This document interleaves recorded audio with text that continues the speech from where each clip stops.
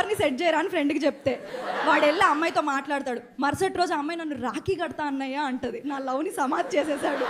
సిగ్నల్లో 10 సెకండ్లే ఉందని రేస్ ఇస్తాం, కానీ అది సడన్గా 90కి జంప్ అవుద్ది. అప్పుడు అనిపిస్తుంది దేవుడు మన ఓపికతో గేమ్ ఆడుతున్నాడు అని. చాట్ జీపీటీని నాకు లవర్ ఎప్పుడు దొరుకుద్దా అని అడిగా. అది 2 నిమిషాలు ఆలోచించి నేను ఏఐ మోడల్ని కానీ చేతబడి చేసేవాడిని కాదు అని లాగౌట్ అయిపోయింది. చిన్నప్పుడు ఫ్రెండ్స్కి దొరకకుండా దాగుడు మూతలు ఆడేవాళ్ళం, ఇప్పుడు అప్పులోళ్ళకి దొరకకుండా దాక్కుంటున్నాం. ఆట అదే, ప్లేయర్స్ మారారు.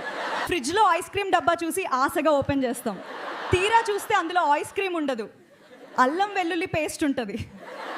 రాత్రి పడుకుని ఫోన్ చూస్తుంటే అది జారి కరెక్ట్గా మూతి మీద పడుతుంది. లవర్ కొట్టినా అంత కోపం రాదేమో కానీ ఆ దెబ్బకి మెంటల్ వచ్చేస్తుంది. జీతం అనేది అతిథి లాంటిది, వస్తుంది కాసేపు ఉంటుంది మళ్ళీ వెళ్ళిపోద్ది. కానీ అప్పులు మాత్రం ఇంట్లోనే తిష్టేసుకున్న సొంత బంధువులు. చుట్టాలు ఇంట్లో ఉన్నంతసేపు సైలెంట్గా ఉంటారు, కానీ వెళ్ళేటప్పుడు గేట్ దగ్గర నిల్చుని గంట సేపు మాట్లాడతారు. అదేం లాజిక్. ఆన్లైన్లో ఏదైనా వస్తువు వస్తే లోపరున్న వస్తువు మీద కన్నా దాని చుట్టూ ఉన్న బబుల్ ర్యాప్ పగలగొట్టడం మీదే మనకి ఇంట్రెస్ట్ ఎక్కువ. ఇంటికి చుట్టాలు వస్తే ఒకప్పుడు మంచినీళ్ళు అడిగేవాళ్ళు, ఇప్పుడు రాగానే వైఫై పాస్వర్డ్ అడుగుతున్నారు. కాలం మారిపోయింది భయ్యా. పడుకునేటప్పుడు దిండు లేకపోతే నిద్ర రాదు అంటాం, కానీ పొద్దున్న లేచేసరికి మనం మంచం మీద, దిండు నేల మీద, కాలు గోడ మీద ఉంటుంది. 100 చీరలు చూసి గంట సేపు ఆలోచించి ఒక్కటి సెలెక్ట్ చేస్తారు, కానీ ఇంటికి వచ్చాక ఛే ఆ బ్లూ కలర్ చీరే బాగుండేదని మళ్ళీ మొదలెడతారు. గదిలోని కుర్చీ కూర్చోడానికి కాదు, మనం వాడిన బట్టలన్నీ పేర్చి పర్వతం చేయడానికి.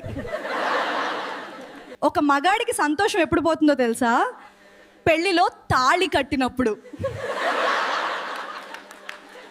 బెస్ట్ ఫ్రెండ్కి పెళ్లి సెట్ అయితే మనకి సంతోషం కన్నా వీడికి కూడా పిల్లనిచ్చారా అనే ఆశ్చర్యమే ఎక్కువ ఉంటుంది.